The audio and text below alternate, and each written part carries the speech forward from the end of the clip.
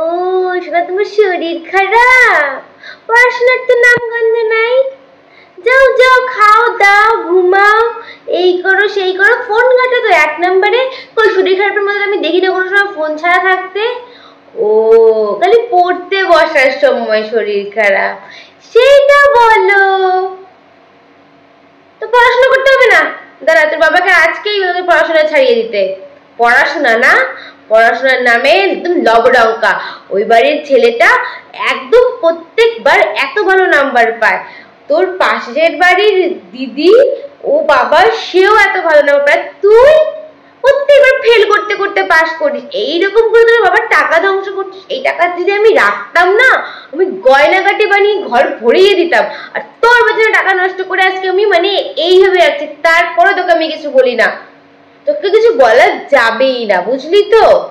ফালতু মেয়ে একটা। পড়াশোনা করতে হবে না তোর, বাদ দে, ওঠ, আমার সাথে ঘরের কাজ করবি। আয় আয় আয়।